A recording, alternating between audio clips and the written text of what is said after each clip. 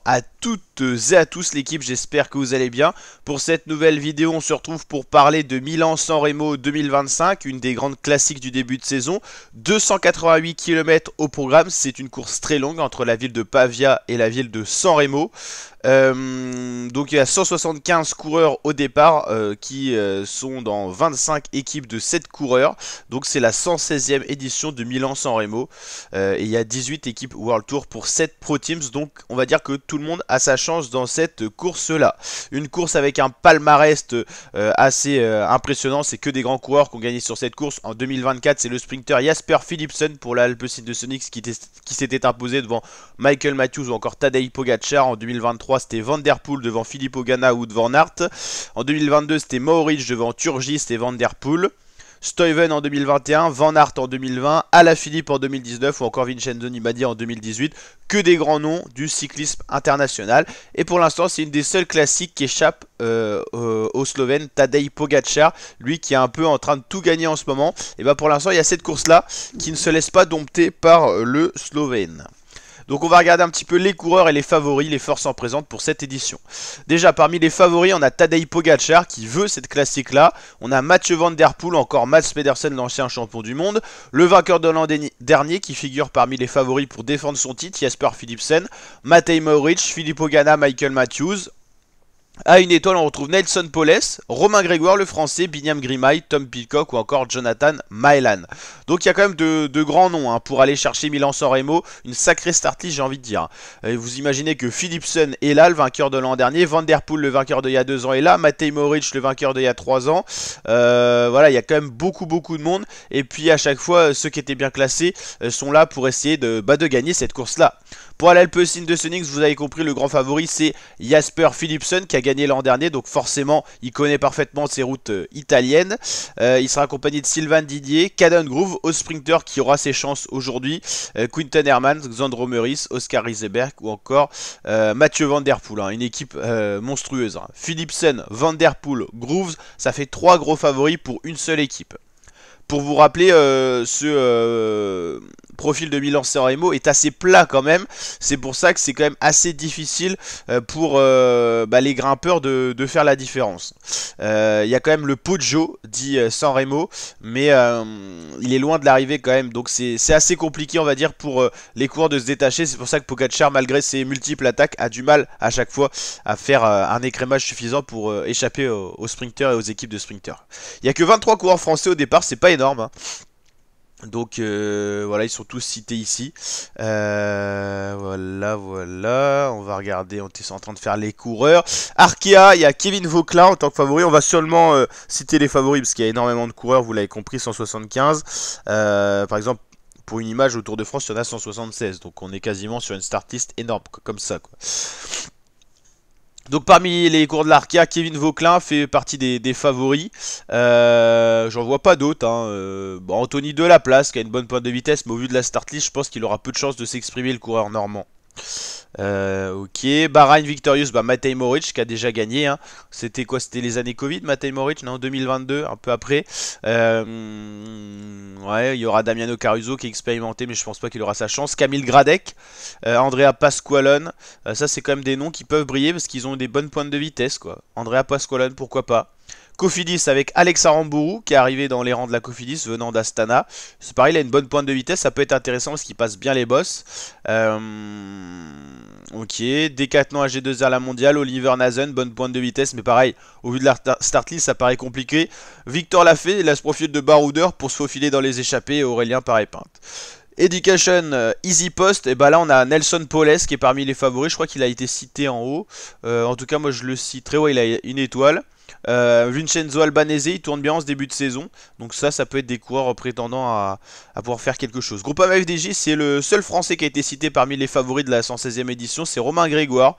Il sera accompagné par quelques coureurs assez connus comme Quentin Paché, Kevin Genietz. Ok. Ineos Grenadier, il y a Filippo Ganna qui fait parmi des gros favoris. Tobias Foss qui a été beaucoup à l'attaque, notamment sur Paris-Nice, il fait partie des favoris aussi. Axel Laurence, on sait qu'il a une bonne pointe de vitesse, le sprinter français, pourquoi pas. Il y a Geraint Thomas, ok, qui reprend un petit peu le début de saison, mais je pense qu'il aura peu de chances de s'imposer. Geraint Thomas, il n'a pas le punch et il n'a pas l'âge malheureusement maintenant d'avoir ce punch là alors qu'il n'a pas trop eu dans sa carrière. Intermarché, il y a Binyam Grimay qui fait partie des favoris.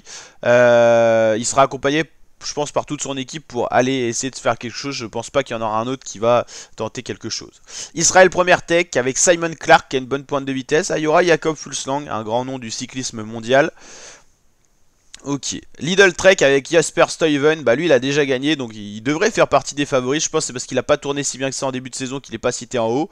Jasper Stuyven, pourquoi pas. Giulio Ciccone, il a ce punch, l'italien, il a cette grinta qui peut lui permettre de faire quelque chose. Jonathan Mailan, Mads Pedersen, en fait il y a beaucoup d'équipes qui regroupent beaucoup de favoris. Hein. Alpecin, Lidl Trek, il y a déjà 8 favoris à 2 équipes. Hein. Vous imaginez que vous avez Jasper Philipsen, vous avez Van Der Poel et Caden Groves. Là vous avez Stuyven, Ciccone, Pedersen et Mailan, c'est énorme, c'est énorme. La Lotto, tout court, c'était je crois que c'était la Lotto Soudal avant. Ils ont dû perdre un partenaire.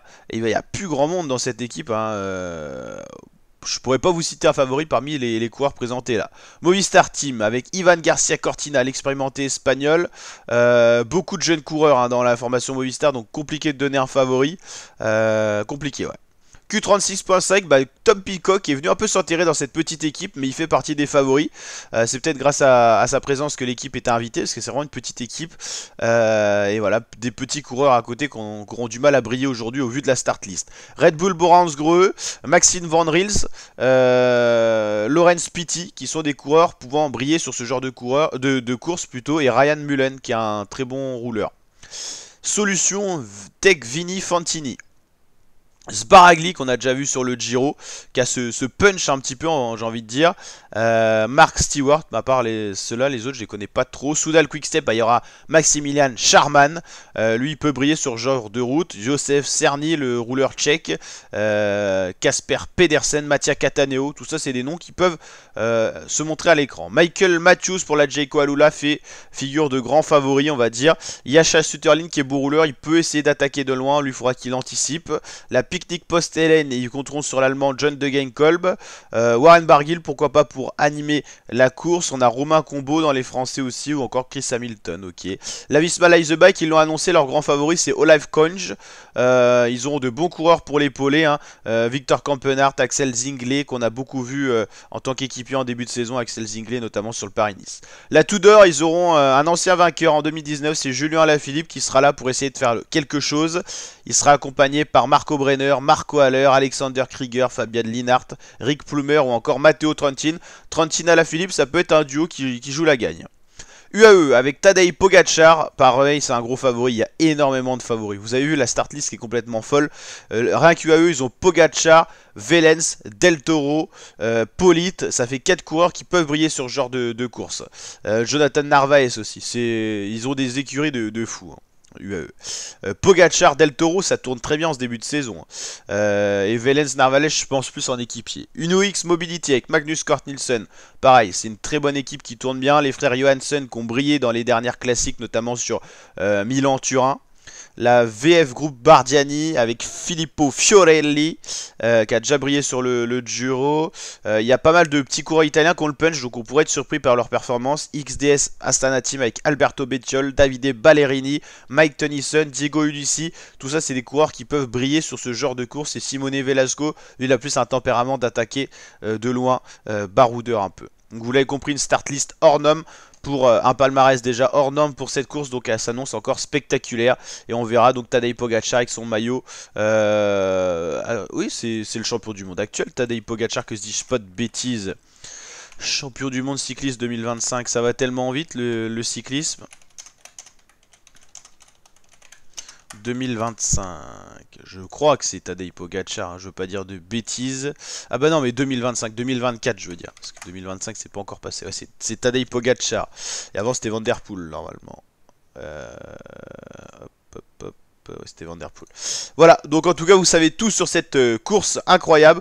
On fera le résumé sur la chaîne YouTube, donc n'hésitez pas à vous abonner, liker, partager. Je vous dis à très bientôt mes fratés pour de prochaines vidéos. Ciao ciao.